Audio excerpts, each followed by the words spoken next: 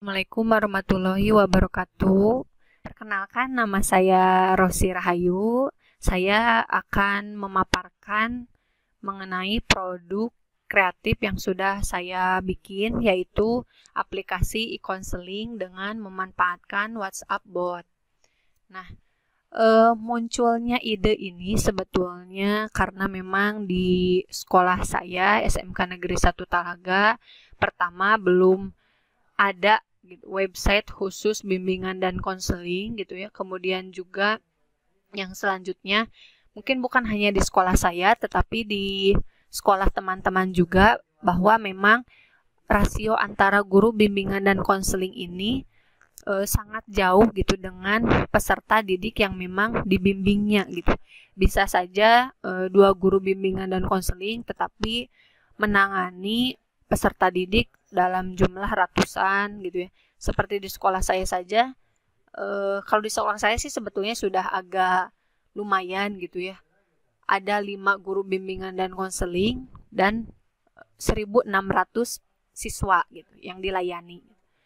Kemudian juga selain rasio guru bimbingan dan konseling gitu ya, persoalan-persoalan yang sering muncul itu bahwa munculnya permasalahan yang sama gitu ya, sehingga tidak maksimalnya pelayanan bimbingan dan konseling yang diberikan oleh guru BK ini gitu, karena hanya berfokus pada masalah-masalah itu saja, sementara layanan yang diberikannya ini tidak menyeluruh kepada seluruh peserta didik. Selanjutnya tentu yang kita ketahui bersama bahwa pada abad ke-21 ini teknologi itu semakin pesat. Tentu hal tersebut menjadikan guru bimbingan dan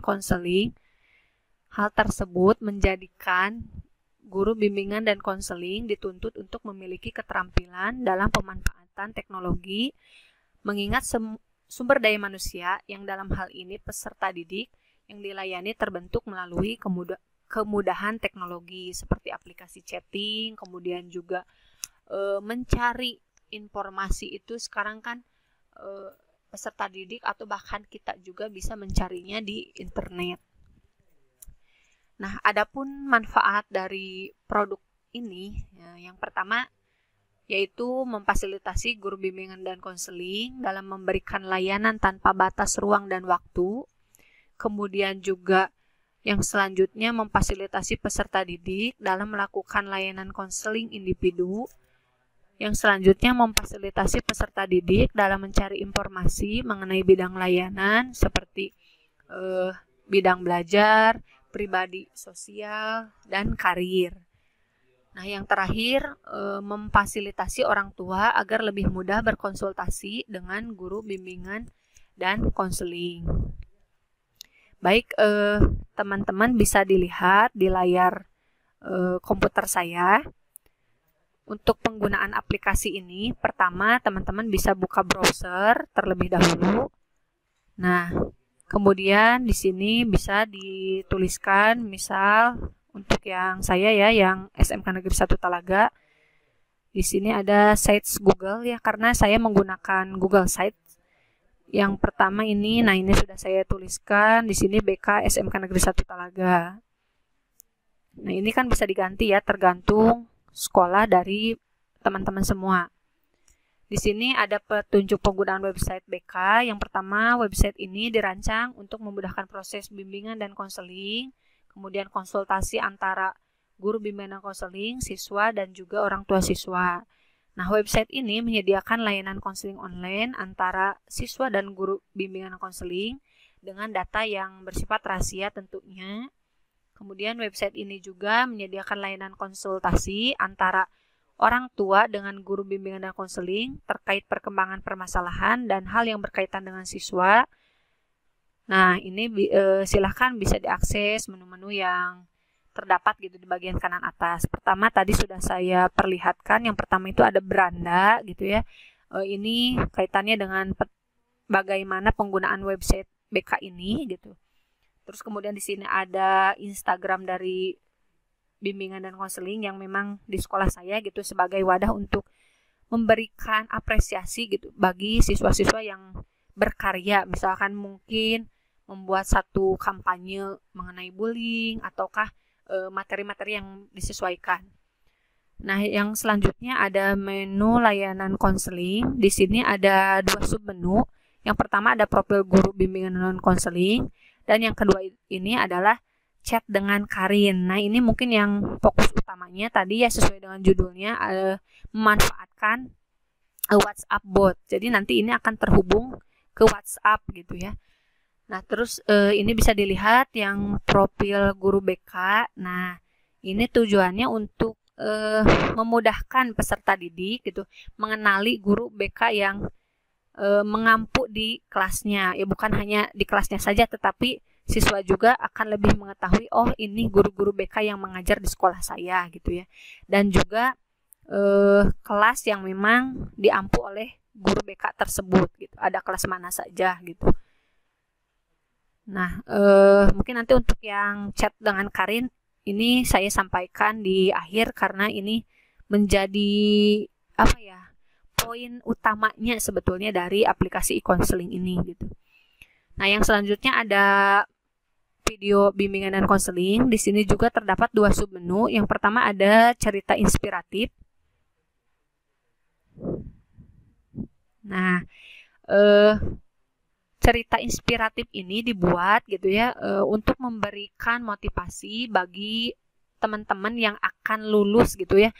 Mohon maaf, peserta didik yang akan lulus dari sekolah dalam menentukan karirnya. Pertama di sini saya, karena memang ini sudah mulai belajar membuat video dan diupload ke YouTube gitu ya. Di sini misalkan ini untuk jurusan RPL, bagaimana caranya siswa ini bisa ngoding gitu ya, tetapi tidak menggunakan laptop. Nah, ini salah satu pengalaman dari alumni jurusan Rekayasa Perangkat Lunak. Kemudian juga di sini ada alumni-alumni yang sudah bekerja di luar negeri, seperti di Jepang, kemudian juga Malaysia. Kemudian di sini ada alumni yang memang melanjutkan studi gitu ya. Kemudian ini ada alumni yang sudah bekerja di Taiwan gitu. Yang selanjutnya pada submenu kedua ada materi BK.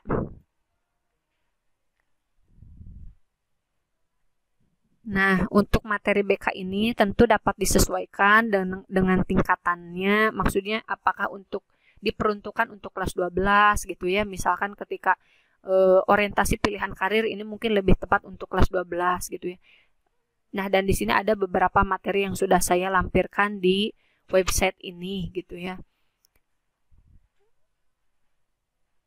Terus yang selanjutnya ada menu surat cinta untuk BK. Nah, ini menarik sebetulnya karena kami berharap dengan adanya ini gitu ya, guru BK dan layanan yang sudah diberikan terhadap peserta didik ini gitu ya, apakah memang sudah sesuai dengan apa yang diharapkan, apa yang seharusnya gitu ya.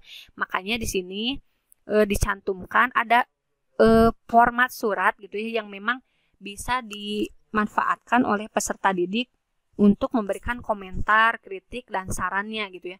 Kita coba ya, klik di sini. Nah, maka akan tampil format surat seperti ini. Peserta didik bisa menuliskan atau memilih kelas berapa, kemudian apa yang ingin dikomentari gitu ya. Nanti ini akan masuk ke Google Drive kami gitu ya, untuk evaluasi bagi kami.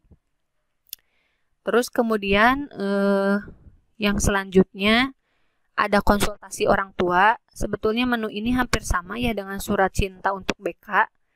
Jadi ini ruang bagi orang tua atau wali untuk berkonsultasi dengan guru bimbingan konseling, atau mungkin juga ingin membuat janji dengan guru bimbingan dan konseling gitu ya. Nah, di sini orang tua bisa mengklik format konsultasi orang tua. Nah, kemudian mengisi biodatanya, kemudian juga alamatnya di mana, peserta didiknya siapa gitu ya, dan nomor telepon atau WA yang mungkin bisa dihubungi oleh kami sebagai guru bimbingan dan konseling gitu ya. Ini bisa disubmit, kemudian ini akan masuk ke Google Drive kami gitu. Nah, Yang selanjutnya ini mungkin yang jadi fokus perhatian gitu ya dari produk ini, yaitu chat dengan Karin. Nah, bisa dilihat. Nah, di sini ada sudah terkoneksi ya ke WhatsApp. Jadi nanti peserta didik bisa mengklik ini di sini ya. Dan sudah dicantumkan kata kunci. Di sini saya menuliskan hai gitu ya. Dan nanti akan langsung terjawab secara otomatis. Kita coba ya. Kita continue to chat. Nah, bisa menggunakan WhatsApp web, tetapi sebetulnya bagaimana kalau dengan peserta didik yang memang tidak memiliki PC misal gitu ya, terkendala, ini bisa digunakan di handphone juga gitu ya. Jadi tampilannya tidak akan jauh berbeda dengan di website gitu, dan menu-menu ini ada gitu di handphone juga. Kita coba yang WhatsApp web dulu, diklik di sini. Nah, ini kan sudah otomatis ada ya di sini hai gitu ya. Coba kita kirim pesan ini.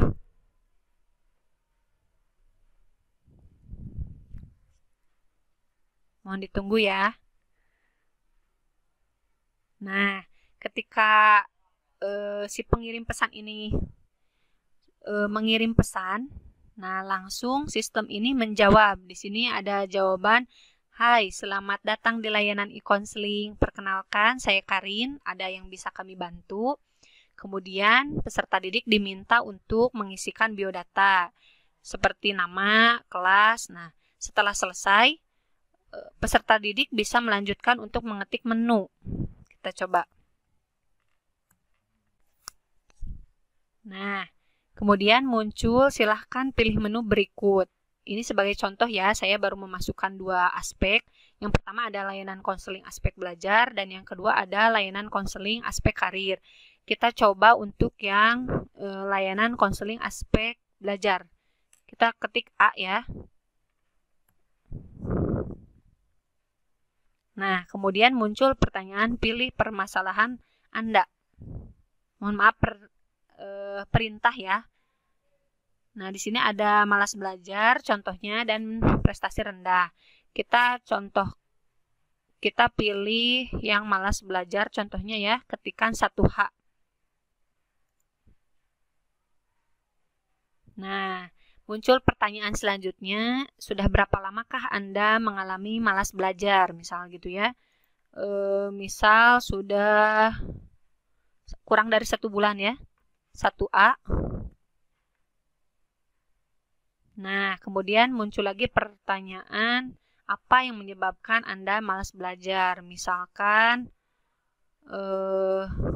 tidak menyenangi mata pelajaran gitu ya. Kita pilih 1B. Nah, di sini ada semacam apa ya, kata-kata motivasi mungkin ya. Ini bisa diganti tergantung kebutuhan teman-teman gitu ya, disesuaikan dengan permasalahan yang disampaikan oleh peserta didik. Nah, contohnya ini ya.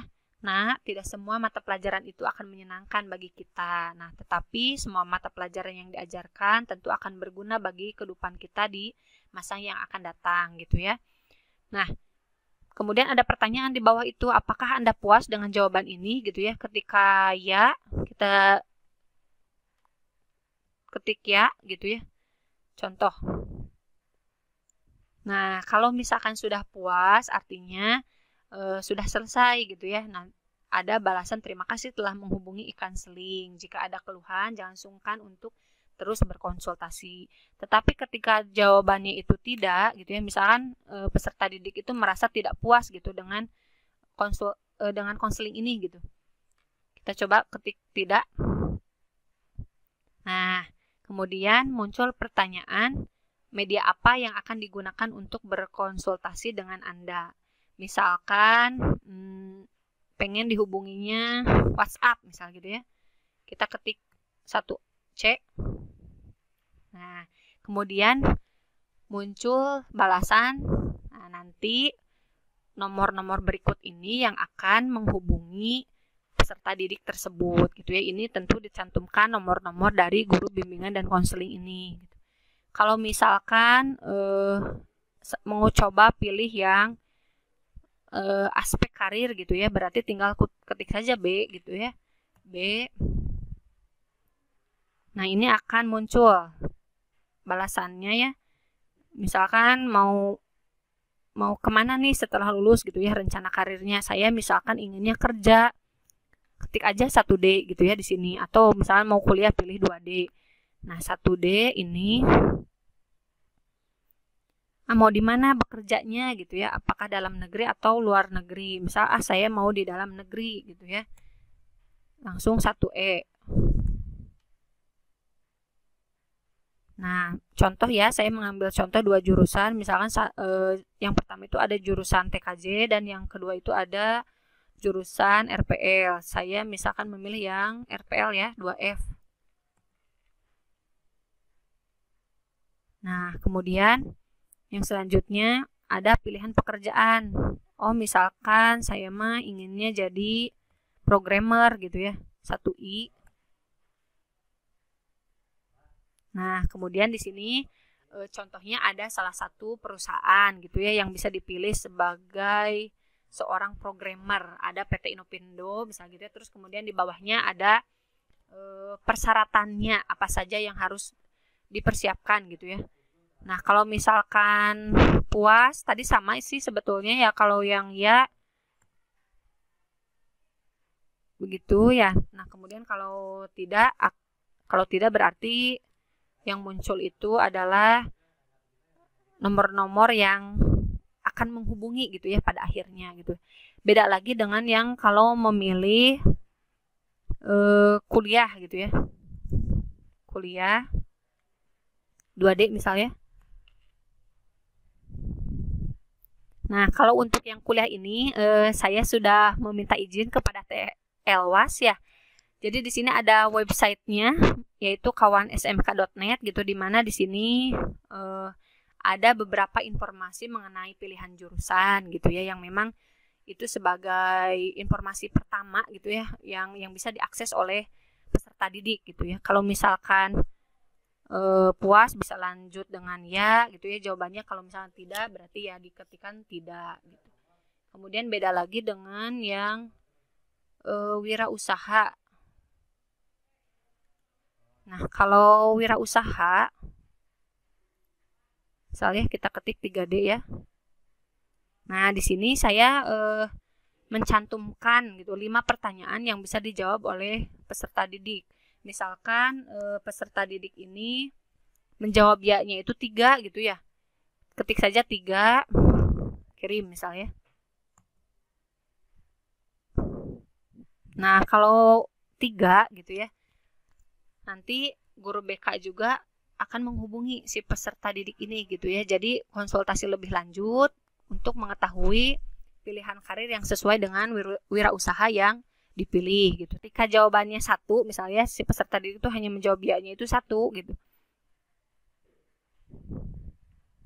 Nah, kalau di bawah 3 jawaban ini gitu ya, berarti si peserta didik ini bisa lanjut untuk memilih karirnya wirausaha, dan guru BK ini merekomendasikan mentor untuk selanjutnya gitu ya, yang akan membimbing untuk memantapkan si peserta didik dalam memilih pilihannya gitu. Tetapi ketika tadi jawabannya lebih dari 3, berarti si peserta didik ini perlu konsultasi lebih lanjut dengan guru bimbingan dan konseling, apakah memang sesuai pilihannya atau justru kurang tepat gitu ya. Sebetulnya menu-menu ini teman-teman bisa sesuaikan dengan kebutuhan teman-teman gitu ya, karena tadi saya baru mencontohkan layanannya aspek belajar saja dengan karir gitu ya. Ini akan lebih luas gitu ya, karena persoalan belajar itu bisa macam-macam, bukan hanya malas belajar tapi bisa prestasi rendah gitu ya, atau mungkin juga tidak bisa berkonsentrasi banyak gitu ya.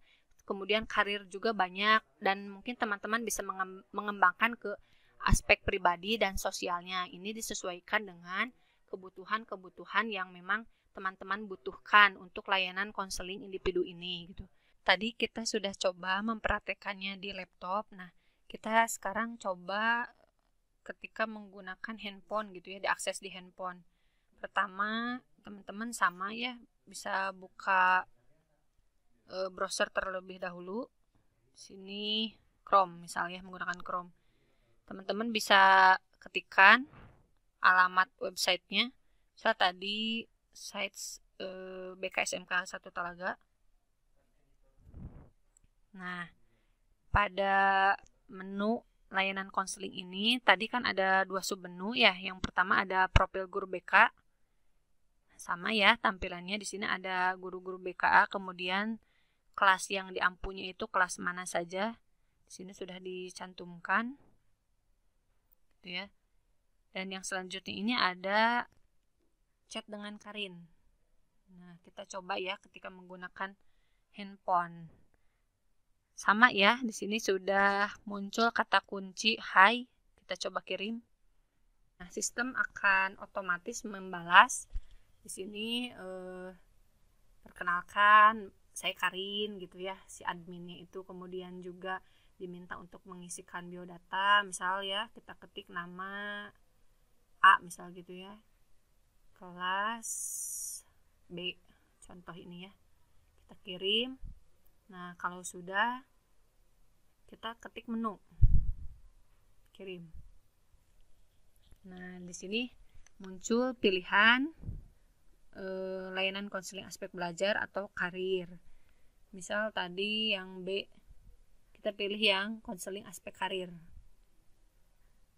Nah, di sini akan muncul pilihan rencana karir setelah lulus mau apa gitu ya. Ini hampir sama dengan website ya, hanya disesuaikan saja dengan aplikasi yang digunakan oleh peserta didik. Misalkan 2D kuliah gitu ya.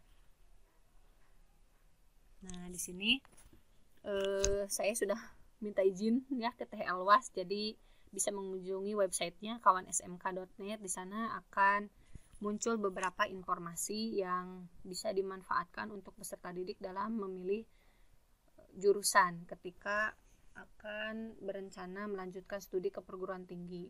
Nah, kalau memang misalkan peserta didik sudah merasa puas ya gitu ya, bisa ketik ya.